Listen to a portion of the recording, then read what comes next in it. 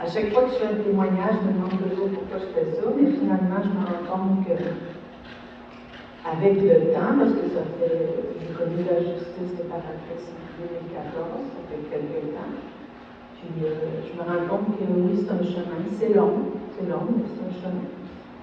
Moi, j'ai été violée à l'âge de 26 ans par un étranger dans la rue qui m'a agressée. Mis la main entre deux autos, couché par terre, puis bon. Alors, je pensais, c'est sûr que quand ça se passait, j'ai eu peur de mourir, mais ça n'a pas été très long, mais c'est très violent. Et bon, finalement, je pense que je me disais que pendant que ça se passait, c'est ça, j'avais peur de mourir, mais aussi je me disais que quand j'allais me relever, ça allait être correct, j'allais aller travailler le lendemain. Mais non, c'est pas du tout ça qui s'est passé, parce que c'est effectivement...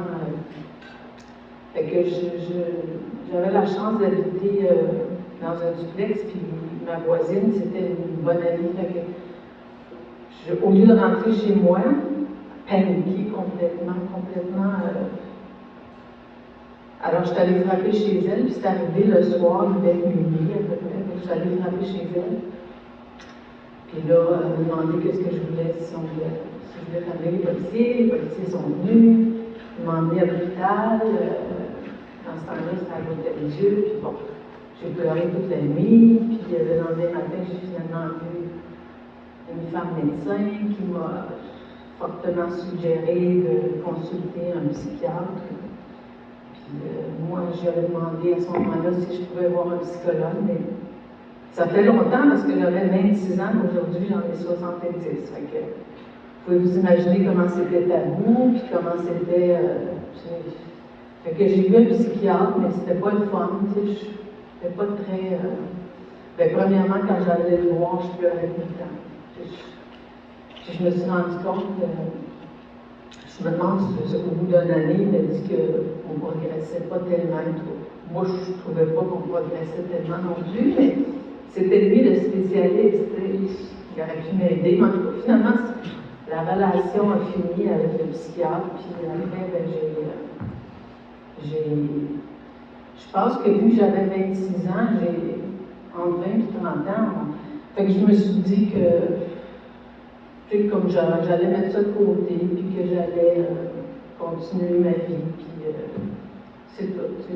Je pensais que ça se passerait comme ça, puis finalement, tout ce que j'ai fait dans ma vie par la suite, c'est que j'ai comme, quand je regarde ça maintenant, je me dis que j'ai essayé d'assurer mon autonomie, parce que là, je voyais, la façon que je fonctionnais, c'est ça. C'était important pour moi d'assurer mon autonomie, mais aujourd'hui, je comprends que j'ai perdu confiance dans les hommes, j'ai perdu confiance dans la société, là, parce que j'ai pas eu d'aide tant que ça, mais c'était pas si conscient que ça, mais tu sais, en dedans de moi, ça faisait que j'avais besoin de... Fait que j'ai travaillé, puis aussi j'ai trouvé de l'estime, j'ai retrouvé un peu d'estime dans le travail, parce que j'ai pas perdu ma santé, je suis chanceuse, parce que je suis pas devenue alcoolique non plus. J'ai eu un mois de congé suite à l'événement, puis je n'étais pas capable de dormir. Fait que là, j'avais commencé à boire un peu, mais c'est pas mon genre. Ça me convenait pas non plus. Fait que, après le mois de congé, je suis retournée travailler, puis je me suis donnée dans le travail. Je pense que c'est là que j'ai trouvé le plus de... Puis finalement, je pense qu'en 30 ans plus tard, j'ai été convoquée comme membre de jury pour un jury, puis il me donne la raison en arrivant à la cause, puis la cause, c'était une personne qui avait été violée. Puis moi, j'en avais, tu sais, même les années qui ont passé, quand c'est arrivé, j'en ai parlé un peu à des amis proches que j'avais, mais tu sais, même mes amis n'en ont jamais reparlé, je pense. C'était comme... C'est sûr qu'on était jeunes, eux autres, il y avait leur chum, puis il y avait leur... Ils voulaient avoir des enfants, fait que la vie va vite, tu sais, mais j'en ai presque jamais parlé. Puis j'en ai parlé un peu dans ma famille. Ma famille ne m'en avait jamais parlé non plus. Tu sais, c'est pas une chose qu'on... Les gens ne me posaient pas de questions comment j'allais sur ce sujet-là. Tu sais, c'était comme dit des fois les gens, c'est comme une amie qui m'a dit, ouais, mais ça fait 40 ans que ça t'est arrivé, tu sais, reviens-en, tu sais. Tu sais, ça fait 40 ans, là, ça doit être passé. Mais non. Mais moi, je ne savais pas où c'était cette affaire-là, tu sais, puis même encore aujourd'hui, je suis surprise de voir tout ce qui peut rester d'un événement comme ça. C'est vraiment...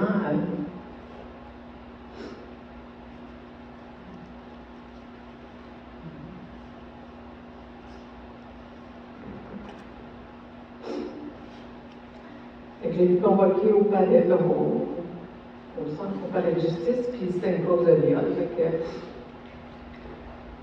là, on était 300, fait que là, finalement, ça prend du temps avant que ceux qui peuvent pas, parce qu'ils connaissent la cause, ils connaissent. Là, ça prend du temps, puis entre-temps, ben, ça a commencé en dedans de moi à changer les émotions. Puis là, je me disais, en être intelligent et rationnel, je me disais, bon, ben, je vais dire à l'avocat que j'ai déjà été violée. Tu sais, mais quand c'est arrivé mon tour, j'ai jamais été capable de parler. J'ai jamais été capable d'ouvrir la bouche tellement que je pleurais. Puis, fait que c'est sûr qu'il m'a dit, Madame, c'est correct, allez-vous-en chez vous. Fait que je suis retournée chez nous, j'ai pleuré tout le long en retournant vers le métro. Puis, bon, ça. Mais suite à ça, j'ai pas été capable de remettre le couvercle sur. J'ai jamais été capable de remettre le couvercle sur ça. C'était comme. Là, c'était présent dans ma vie, c'était revenu, puis là, j'ai pensé que je devrais. Que j'avais besoin d'aide. Fait que là, j'ai été voir les psychologues, puis les sexologues, puis toutes les hommes, puis c'était correct, tu sais, ça cheminait, mais. Et puis, à un moment donné, j'étais allée à la librairie Pauline, puis il y avait une conférence, un livre qui venait de paraître, puis il y avait une personne aussi qui était là pour témoigner. Et puis, Estelle était là, la coordonnatrice, la même qu'on a encore aujourd'hui. Et puis là, il y avait une victime qui a témoigné, puis elle avait fait quelques démarches avec la justice réparatrice, puis j'étais vraiment... je la regardais, elle avait les yeux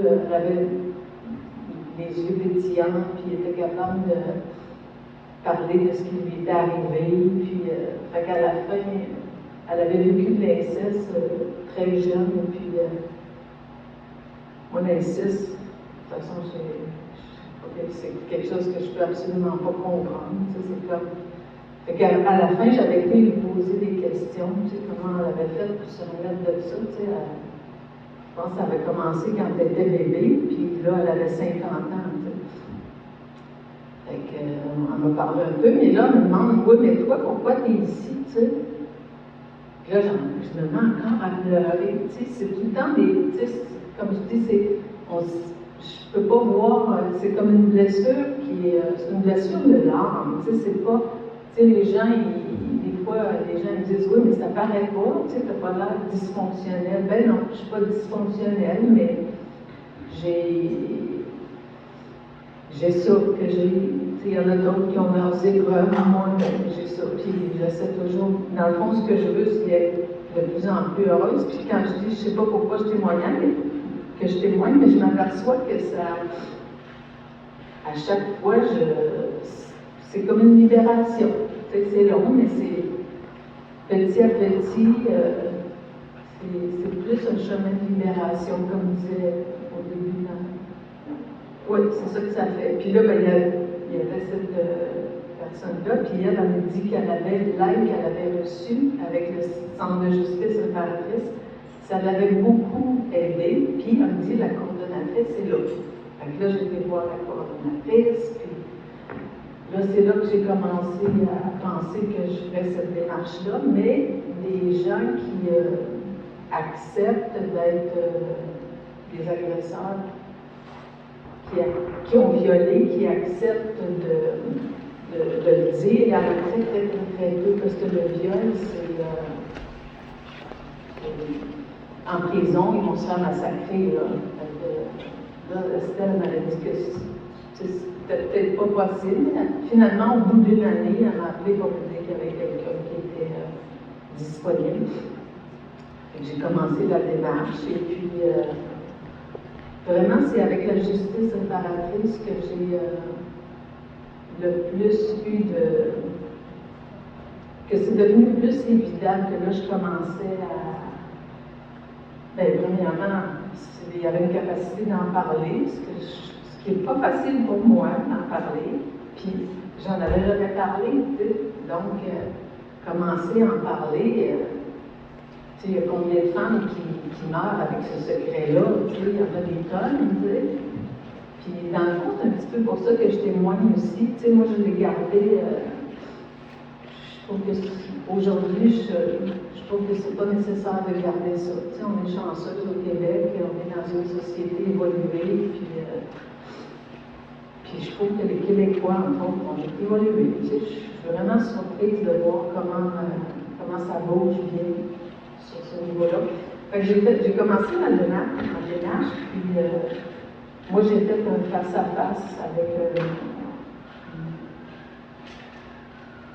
le détenu avait mon âge. Quand on a fait ça, on avait autour de, on a passé 55, 60 à peu près. Et puis lui, il était dans ces âges-là aussi, il finissait sa peine, après il avait 25 ans, parce que lui, il avait plaidé coupable. Donc il avait 25 ans, et puis, mais il était pas mal amoché. Lui, il avait violé, il habitait à Rimouski, puis il était sur le bord de la plage, puis là, il y a une fille qui était là, la fille l'a invité à venir prendre une bière dans l'après-midi chez eux. Et puis, il est resté plus longtemps, puis finalement, à un moment donné, il a voulu avoir une relation avec elle, puis là, elle n'a pas voulu, elle était chez elle, puis là, il y avait un couteau. Puis elle était chez elle, elle connaissait sa cuisine. Et là, elle a voulu se défendre avec un couteau, puis c'est elle qui a mangé les coups de couteau. Et puis, elle est morte. Puis lui, quand il a décidé de plaider coupable au meurtre, il n'a jamais avoué qu'il l'avait violée. Puis en prison, je pense quand il a fait la démarche, il commençait à dire qu'il avait violé cette même personne-là. C'est un gars qui était beaucoup amoché. Mais ça veut dire le processus, c'est intéressant parce qu'on est les deux à nommer les conséquences que ça a eu dans notre vie. Tu sais, c'est beaucoup de conséquences. Tu sais, moi j'avais 26 ans, fait que je pensais que j'aurais une vie un peu comme la majorité de la société, mais non, moi, j'ai pas eu une vie, tu sais, moi, j'ai pas de mari, j'ai pas d'enfant, j'ai pas d'homme en qui je fais confiance tant que ça dans ma vie non plus. Des fois, je suis surprise d'avoir encore quelqu'un, quand j'entends quelqu'un marcher dans mon dos, c'est ça que je vais me revirer, tu sais, que ce soit un homme ou une femme, tu sais, puis même encore, je me dis que non, c'est là pour jusqu'à la fin de ma vie, là, tu sais, quelqu'un qui me suit, je veux savoir c'est qui, tu sais, ou bien je les laisse toujours passer. J'arrête puis je les laisse passer. Bon, c'est le même, tu sais. Fait que c'est ça, c'est d'accepter beaucoup de choses, mais en même temps, c'est beaucoup de deuil, là, tu sais, pour une personne à 26 ans, là, c'est ça. Fait que, puis cette démarche-là nous permet de tout nommer les conséquences. Tu sais, je me rappelle, quand on est arrivés tous les deux, il y avait des grandes feuilles blanches, on écrivait toutes les conséquences. La première rencontre, puis moi j'en ai fait 3, puis une dernière pour conclure après 3 mois. Qu'est-ce que ça nous a donné d'avoir fait cette démarche-là? Et puis la deuxième, puis aussi ce qui est intéressant dans ces rencontres-là, on ne sera jamais revictimisé. Ça, dans la société, on est souvent revictimisé par des phrases stupides, par des... mais avec la justice réparatrice, ça ne sera jamais... Moi, je me sentais vraiment en sécurité. Nous, on était 6, il y avait 2 animateurs, il y avait lui et moi, puis j'étais chanceuse, j'étais avec Raoul, Puis il y avait, lui de son côté, il y avait un aumônier. Fait qu'on était 6. Mais c'était très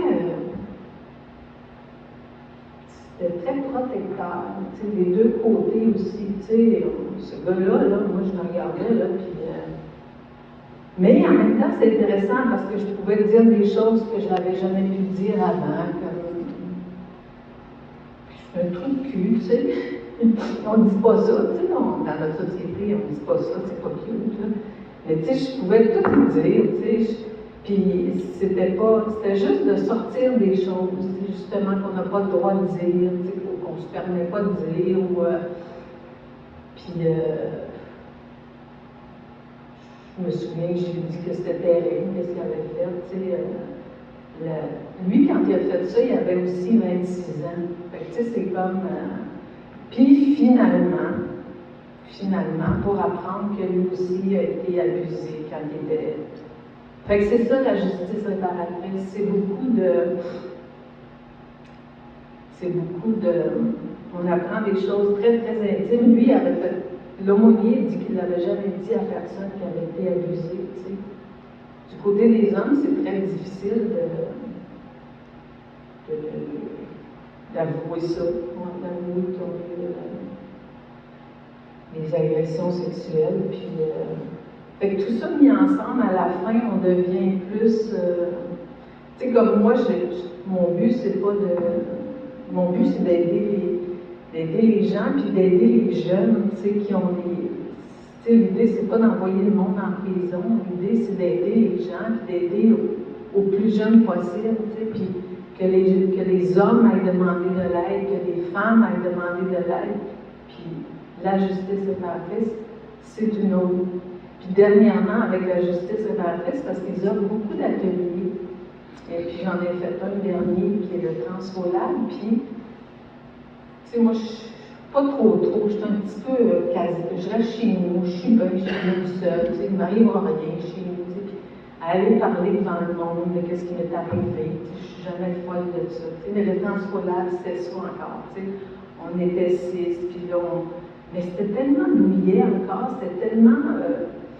tu sais, on racontait ce qui nous est arrivé, puis ça a duré pendant 6-7 mois, puis on avait un mois d'intervalle, puis quand on revenait le mois suivant, on avait comme entre-temps un thème, quelque chose à regarder. Puis moi, à un moment donné, il y avait quelque chose à regarder. Je l'avais pas fait pantoute, parce que je suis un petit peu rebelle. Je l'avais pas fait pantoute, parce que c'est pas ça, j'avais pas le goût de faire ça.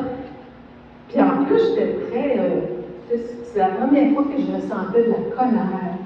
Puis quand j'allais voir le fameux psychiatre, lui, il me demandait tout le temps, mais vous n'êtes pas en colère? Ben non, je ne suis pas en colère, j'ai pitié de ce gars-là, tu sais, qui agresse une fille le soir, tu sais, c'est facile, tu sais,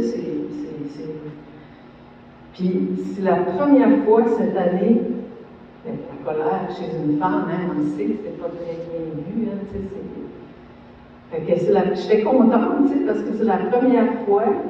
C'est pour ça que je dis que c'est un chemin qui est très long, mais là, c'était de la colère. Et puis là, j'en ai pas, tu sais, pendant le mois, là, j'en ai écrit de la colère. Tu sais, toutes les colères que j'avais pas nommées avant, là, tu sais, mon frère, mon un voisin qui m'a manqué de respect, tout le monde qui m'avait manqué de respect, là, ils ont tout passé, là, tu sais, je les ai toutes nommées. C'était l'exercice que j'avais fait, qui n'était pas celui de demander, mais c'est comme ça que c'est SJA. C'est notre démarche personnelle, tu sais, qui est importante avec où on est rendu. Il n'y a pas personne qui est rendu à la même place dans ces victimes-là, puis il y en a beaucoup de victimes. Fait que, ouais, mais moi, qu'est-ce que j'ai fait d'autre? Ben, je suis bénévole aussi, fait que j'entends souvent d'autres personnes. Je participe beaucoup à d'autres activités, puis je suis toujours